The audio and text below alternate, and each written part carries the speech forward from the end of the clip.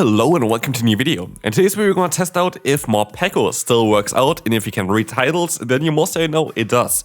The thing is, here we're going to have an interesting team of a Jumpluff in the lead with a very impactful moveset as well. You see here, Energy Ball, it's needed. We're going to have the Say-Stop of the Drapion, Morpeko as our closer, and as you're going to see as well, there are maybe a few weaknesses of this team, but like it's not too crazy. Of course, the double ground weakness in the back is something you have to mitigate. Clodsire is, I guess, the worst together with Gligar. And yeah, let's move on into the first battle here right now. This team here is going to be an absolutely fantastic team, but I actually started off really bad with this team. I went 1-4 in my first set, but it should have been by far a very positive set. I think I could have went 4-1. One game I lost due to my own error, that's alright, lost to that one. One game I lost to the lag, which was just me missing out on fast moves during a battle, and then missing out exactly that one fast move there, and then also losing a CMP type because charge move buttons didn't appear. And then I had one game, which you're gonna see definitely still today because I saw it in editing as well, where I completely just lagged out of the battle. So yeah, out of 1-4, it could have been easily a 4-1 with this team, and then we were looking at a total of a 13-2 run. But now we're going to still have, after that first set, a 9-1 run with this team, which is ridiculous, as Morpeko is a Pokemon that I have not really seen any use of recently. For the main reason that there is a better electric type Pokemon that can do a similar job, but way less risky, I would say, which is going to be, of course, the Denny. The Denny is going to have also the electric type coverage, has a better typing, to be fair, in electric and fairy, which is very unique and very good, to be fair. So like electric dark isn't bad either, like it's very nice offensively, not really that great defensively. But yeah, basically the Denny is just doing a better job as an electric type mouse here in the Open Great League. And so people cannot drop Morpeko, but for no real good reason, because this Pokemon still has so much potential in the current meta, as it's a Pokemon that has so much pressure, no matter in which meta you're gonna be in. This thing has always kind of some potential. And this is, by the way, the one battle of the first set still that I lost, because I just lagged out of here. Nothing happened anymore afterwards. I have no idea why. My internet was totally fine. Yeah, just froze in that animation. And I already had the game there guaranteed as a victory, by the way, at this point. So like, cool, love that. Anyway, we're going to see here now in the lead, we're going to have the Dragonite. We are not even going to bait here with a other charge move, but it still does work out anyway. We just go for the aerial spam here. I don't really care too much about what they're going to do. You kind of want to keep your shields for the Morpeko, of course. But also this team is a little bit tricky, because if they're going to have a ground type in the back, you kind of want to keep your lead still alive. I didn't do this here, which is a bit of a risky play. But I could mitigate as well here, I guess, if I go for the full farm run with my Morpeko, which then would allow me to go ahead and, yeah, at least have 2 Aura Wheels, or like Psychic Fangs and then an Aura Wheel, which also basically knocks out any kind of ground type Pokemon. In comes though, not ground type, it is going to be the Toxapex, and that is going to be, of course, a very nice matchup. But what you're going to see here as well is I'm going to use this as an opportunity to get a ton of energy and then catch the move onto the Drapion. Because what I can do now is I can still store the Aura Wheel, which is super important for this team, super important for Morpeko to do, to store like those moves here. And I'm also going to get a ton of energy on my Drapion, which now allows me to basically go for 4 charge moves nearly already at this point with all the energy that I've stored up on my Pokemon. That is kind of fantastic, I have to say. And as you see, they're going to go to the Dugong, they're going to the Dragonite now. I can go for the full farm down. I know I'm going to win this battle. And we can move on to the next opponent. We will encounter the Shadow Feraligatr. And funnily enough, while we have a grass type with grass type coverage and an electric type, this is the worst kind of Pokemon I can imagine so far. Like, this was the Pokemon that gave me the most amount of troubles. And I encountered it quite often as well, which is, of course, unfortunate, but I guess kind of showcases more on where the team struggles as well with, which is kind of funny. But yeah, because they have Ice Beam, they're gonna do so much damage against our lead, and because they have such a nice pacing, our backline, unless it's aligned before the Feraligatr and gets some energy on it, we not really have the best time with our backline there either. Anyway, we're going to be able to bait out the opponent's Marowak here, which is exactly on how the team is supposed to function. You kind of want to really just get out all the ground type Pokemon first. Here they get a free fast move that they were not supposed to be able to get through. This was due to lag. Doesn't matter because the opponent goes down anyway. And they're going to reveal that they're going to have the Bastion in the back, and it's the Shadow version. And this kind of gives me some hope, because I know that Shadow Bastiodon is actually way worse than the normal Bastiodon. because you're going to have just so much less bulk for a Pokemon that is relying on bulk. And yeah, like you just barely get anything from the Shadow bonus on it at this current point of time. It's literally just a downgrade to the Pokemon. I really would not recommend you to go for it. But as you can see here, we're even going to be able to get the defense drop onto them. I can go for the Aura Wheel. I could have played, by the way, a little bit safer as well. But yeah, I want to go like this, and we're going to be able to win this battle. Anyhow, next opponent, we're going to have Greninja. Greninja has basically next to no play against this team. Like, our entire team is kind of alright against it. But Scizor is going to be a different story. This Pokemon can be a bit tricky, but we are going to be able to get some nice damage onto them. And now I can go into my Morpeko, and I should be able to just use a shield here and realign myself afterwards. As I decide to go for the Trailblaze, I can overfarm by quite a bit and then go for the Psychic Fangs. If they want to invest a shield, yes, so be it. But I'm always going to be able to align myself. They decide to use a shield. That's cool by me. Have fun with that. I'm just going to use a shield here. They're very likely going to swap out here straight afterwards, which they do into the Greninja. But they're still going to be forced to use a shield here, even though I only have resisted hits because I'm already, at this point, I still would do so much damage with my move here. And so I can swap here out now into my Jumpluff, catching the move from the opponent. It's going to be the Hydro Cannon as well. So a resisted hit coming through. And I decided to overfarm by a little bit. I know that the Aerial Ace wasn't enough in the beginning, but now it would be most likely with a little bit more damage here also from our Jumpluff. And so I go for that Aerial Ace. I do think it's going to be enough to get the KO, and it does. And so let's see what's coming in next. It's going to be the Dusclops. Here we still have 2 Dark-type Pokemon in the back. That is going to be absolutely a fantastic matchup. We already won at this point. I could swap out here if I wanted to, but I kind of want them to waste their energy a little bit as well here first. It's going to be the Shadow Punch, but they have a 0 play against our Drapion, and so we're going to be able to win this one straight away. And so let's take a look at the next opponent. We see the Diggersby. Diggersby is a bit of a trickier one for us. It has access to coverage for every Pokemon that we have here. Fire and Ground hits basically every single Pokemon here. We have 2 Pokemon in the back that's weak to ground and 1 Pokemon in the lead that's weak to fire. We get the shield here early, which is great for us. We didn't get a debuff, which would have been lovely as well, 10% chance. Oh yeah, always can hope for that. But what we kind of want to do is we kind of want to do a little bit of a chip and dip here. I kind of still need my lead here a little bit, I think, afterwards, because a lot of times also Annihilate is kind of paired with this Pokemon, so I would like to keep my lead alive. But I have Awkward Tail here now as coverage on my Drapion, which I hope is going to be enough to knock them out from this range here. The Fire Punch comes through, but they're going to decide to go into their Blasters now, which is alright by me. I have Crunch Spam for them here, and as you see, they're gonna go for the charge move before I can go for another one. That is a bit annoying. That is definitely a bit annoying.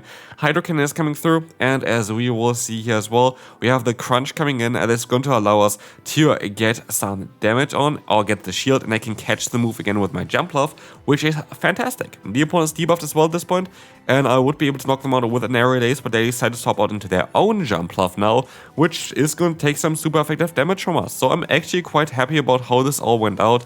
I can go ahead and go into my Drapion now. I can go for a Crunch, and the Poison Sting damage is adding up as well. And we kind of put them now more and more into Thunder Shock range as well for our Morpeko to win the battle like that. They have to go for the Acrobatics, and we can now go for the full farm down here. They can only go for 1 charge move. That's going to be an Aerial Ace, I think, as well. Does nothing. In comes the Diggersby. I forgot about the Diggersby. I think if I went for the other way around, I had a decent chance of winning this battle, but I completely forgot about the Diggersby. Should have used my Morpeko against the Jumpluff earlier and just went for, let the Acrobatics hit me there. That was actually a bit of a silly play then at the end of the day. I forgot about this Pokemon. Anyhow, we're going to have another ground type here, and this is exactly the reason, by the way, why the Energy Ball is absolutely needed, necessary on this Pokemon. If you don't run Energy Ball, you're going to struggle too much against ground type Pokemon with this team. While yes, you have a Pokemon here in the lead that's going to be able to be a great ground type answer. Usually there are a lot of ground type Pokemon that are going to be a bit more tricky if you are not running Energy Ball. And so, yeah, as you'll see here as well, Manabus is coming in. The area is coming through there as well. And as we will see here, the Awkward Tail is going to allow us to chip them a little bit down. But again, I don't actually really need to win this matchup because I have a Pokemon in the bag that is going to enjoy definitely the Mandibus matchup here, as we are going to still have our Morpeko in the back. As you see as well, they're going to have the Golisabot, which is actually kind of bad because they're running Fury Cutter. I think we like that tiny bit with our Pokemon coming in there, which happens usually, by the way, if your own Pokemon faints. That's the only way where really there is some lag currently. And knowing this, I find it kind of mad that this is not fixed yet, because you can kind of really see on where the problem is appearing, because you know it's only when your Pokemon faints that you're going to have the 1-turn lag. So how the hell can you not go through the code and see where the issue is they're coming from and then fixing it? That is like, the worst thing basically for programming is to not know where the problem is coming from. We know where the problem is coming from. It should be fixable.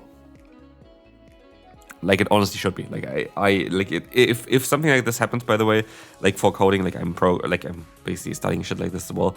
Like, if you know kind of where to look, you should be kind of in a solid spot to fix an issue like this. Here we exactly know where to look. It's only when your own Pokemon is fainting where you really have like the issue with the 1-turn lag. So yeah, I don't really know why this hasn't been fixed in the code yet. I feel like this should be something that shouldn't be that difficult to actually, hopefully fix for the future. But again, I don't know how many people are actually working on Go Battle League at this point, so that is kind of an issue. Anyway, we were able to kind of wall heal the opponent. We're able to get even 2 shields from the opponent's Annihilate, which is kind of nice. And as you will see here, we're going to be able to keep alignment. I actually let the move go. I know it is very likely going to be Nice Punch, but I'm also very certain I survive it. And I think the shield is better on my Drapion, and that was definitely the right choice. There's a reveal us here that they're going to have the Dedenne, and we can win the battle.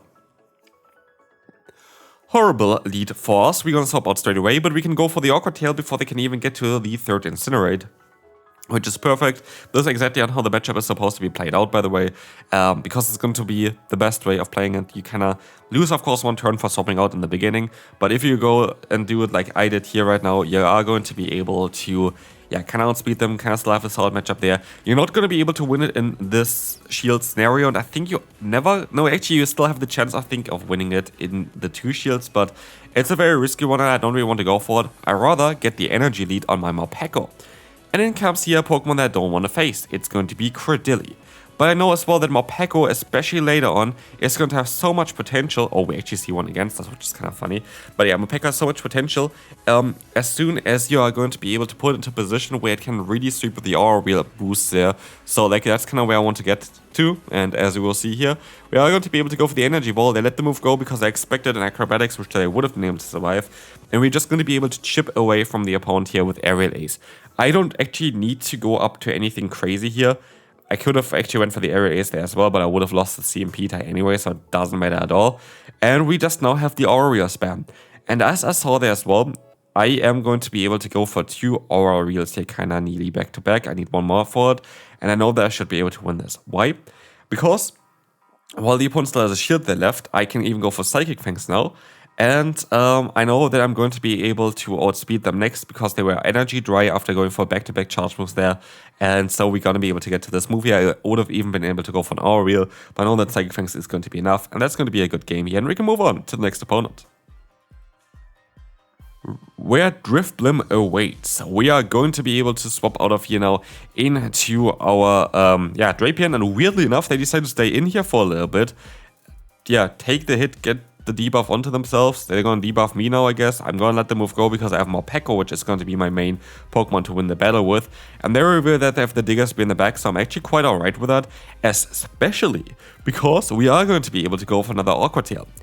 Of course, it's a bit more of an awkward one now because the opponent is going to have a ton of energy and Fire Punch is going to be super effective against Jumpluff.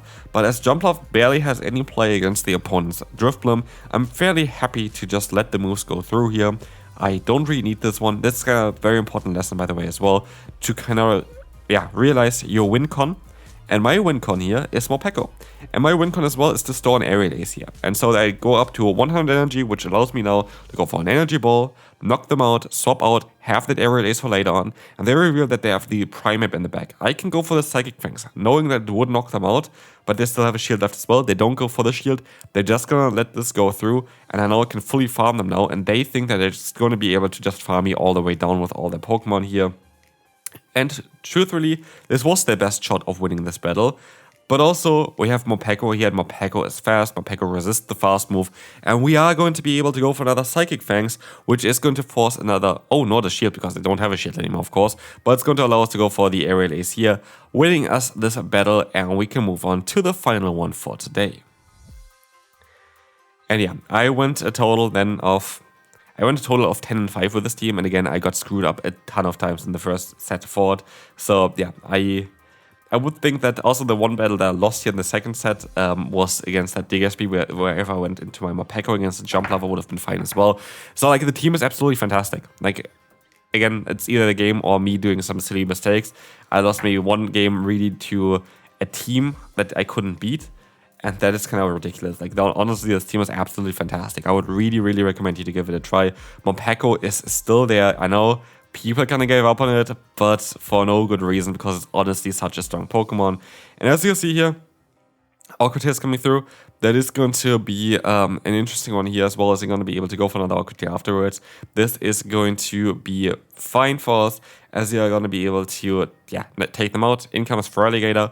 We are forcing them to go for a charge, which is cool. And at this point, I think I might want to try to win against with Morpeko, so I'm going to decide to go into my Jump Love trying to go for the Aerial Ace, but I over-tap, which is super unfortunate, because I can still go for the move, but it's not going to be the Ice Beam, luckily, it's just going to be the Hydro Cannon. And with that, we are going to be able to get them kind of low. We can swap out of here, get an energy lead against Regidrago. Regidrago is really bad for us. It's really, really bad for us, but I believe in Morpeko. I believe in the Aura Wheel and also the Psychic things mainly, but I hope that I don't get a debuff. If I get a debuff here, this game is very much over, and we get the debuff. That is really unfortunate, because now they can just shield here, expecting, oh, they don't even shield. It's just getting worse any kind of second there. If I just went for the harder hitting move, I would have been fine. Yeah, they had -3 defense now at this point, which is cool for sure, but yeah, they're gonna still stop out of here. They're gonna be able to go for another charge move, and that's going to be a good game. So sadly, we're not going to be able to win the final. Oh wait, it's Hydro Cannon. We're gonna be able to win the final battle. If we can hit the move here, we can hit the move. They didn't have the charge move stored yet. And with that, we're gonna go 5-0 in the final set. With this team, we see it here as well, completely uncut. We're gonna be able to move up to 2,800. Again, very unfortunate for the first set, otherwise only positive. Hope you enjoyed it. See you then. Bye-bye.